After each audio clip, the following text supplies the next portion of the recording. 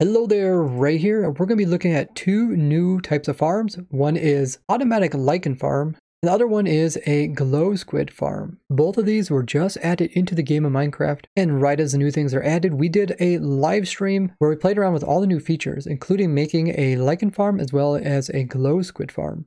And I do announce when those streams are through my YouTube, so make sure you guys are subscribed as well as have the bell notification turned on. And you might just show up in my next video. And thanks to everybody who joined those streams. The first thing we're taking a look at is the lichen farm. The way you get lichen in the game of Minecraft is just by finding it randomly inside of a cave. It does put off a light level of 7, so if you see some light in distance, it might be it. It doesn't grow like vines. It is nice to put in some subtle light, or you can even put it over top of different blocks to give them unique textures. I definitely see builders and decorators using this block a lot. These farms will make it much easier to obtain large amounts of it. Unlike vines, it can be bone milled, and whichever side of the block that the lichen is being bone milled, it will try to wrap itself around the nearby blocks. So if I bone mill this one, you'll see that it spreads to the edges of this one. If I would remove these blocks, you'll see that it'll try to also spread to the edges. It'll end up wrapping itself around this way.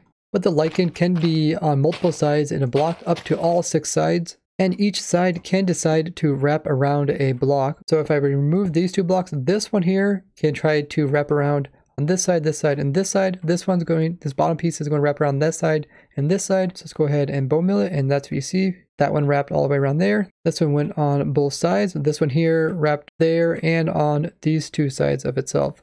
Now that you understand how lichen will spread when bone milled, let's take a look at how I automate the process. In my snapshot review video, I showed that you can use dispensers to bone mill it automatically, but to actually retrieve the item, you do need to be using shears. Otherwise, you're going to end up not getting anything. Pistons, TNT, or even using like a silk touch tool isn't going to give you the item.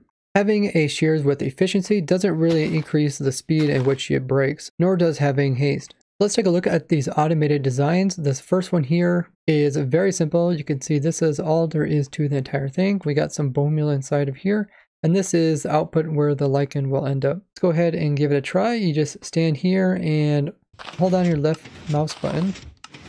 When the lichen is broken, it's going to create an update, which is going to pull down this observer, and it's going to power this dispenser, which is going to bone mill this one in front, and then that's going to try to spread, but can't spread anywhere else because there's buttons on the rest of the sides of this.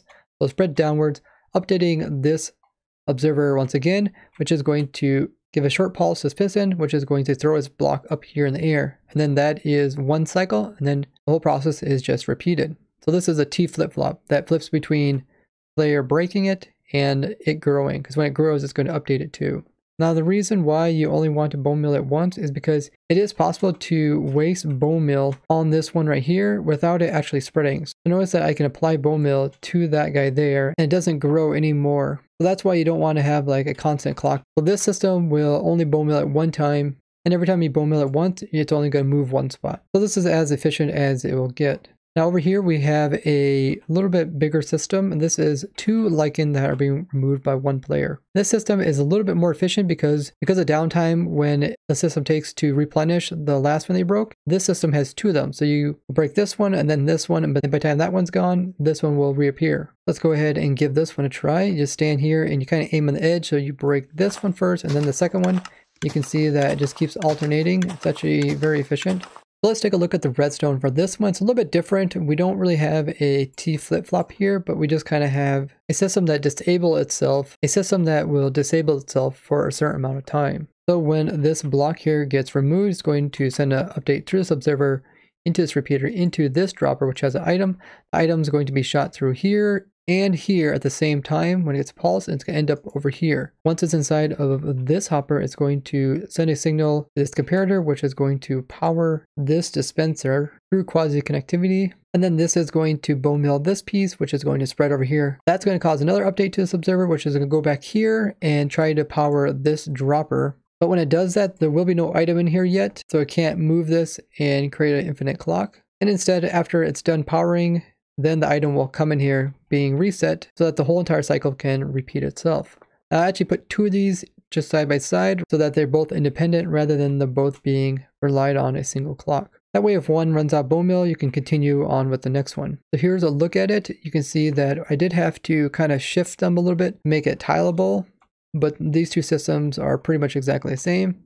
And we have buttons on the sides so it doesn't spread as well. We've got some hoppers, pick up the glowing lichen and place it into the chest. These hoppers on top just go into wherever your bone meal source is. Maybe you get it from a compost bone meal farm or a fish mob farm, which are both infinitely automatic sources of bone meal. Now the thing that isn't infinitely automatic is your shears, because they will run out of durability. You could have a system that restocks you some tools over time, or you can go to a system like this. This is an infinitely automatic lichen farm. This is by putting the mending enchantment onto the shears, and then using the pigmen that spawn inside of nether portals to provide the XPs to the player. I have a lot of different farms that use this in the past, like my infinite snowball farm. But more recently I used this for my nether plant farm. So we have max size portals on both sides and quite a few of them. And at the very far end we have 2 pigmen that are going to re-aggro the rest of them. So whenever a new pigman spawns into the portals, these guys will still be mad at me over there, which will then tell these other guys inside that they should also be mad, and they'll all try to run over here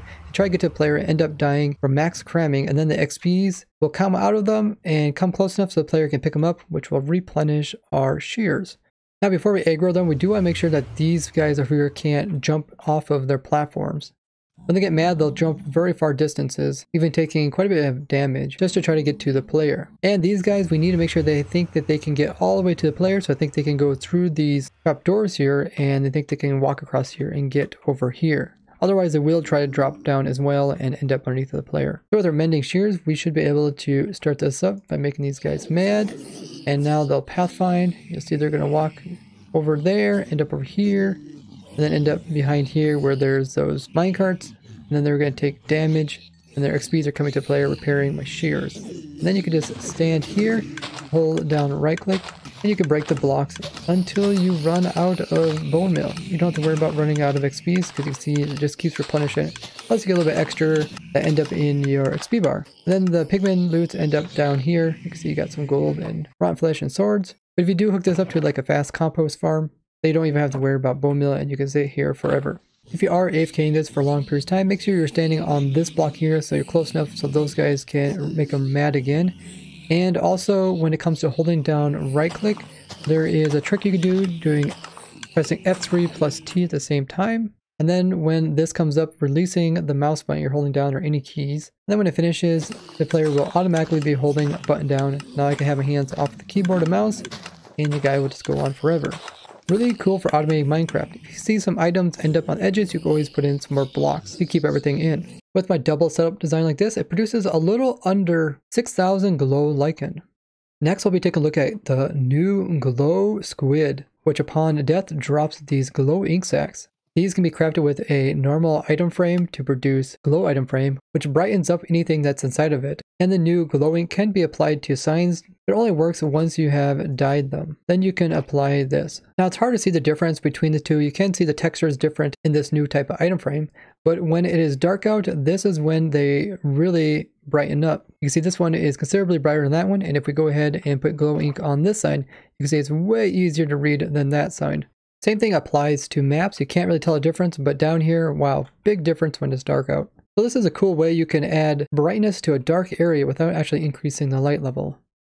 Now we don't know too much about how the glow squid is going to spawn in the game. Most likely it will spawn below a certain Y level, probably even lower than the normal squids, as in real life these things live very deep in the ocean. So they might be in the very low parts of caves, or they could be in like the very deep ravines in the oceans. Doesn't really matter how they spawn to the game. We can use the same setup as my simple axolotl squid farm, which produces squid ink, but now we can use it to get glow ink. When these guys die, they do drop 1 to 3 ink sacs, same as normal squids. And the farm works very simply, where we have axolotls which don't like these guys. If they're within 10 blocks, they will go after them and kill them. This will have them drop their loot, and it will free up the mob cap so more of these guys can spawn in. Items on death will float up to the top, where they come in contact with this water, which moves them over.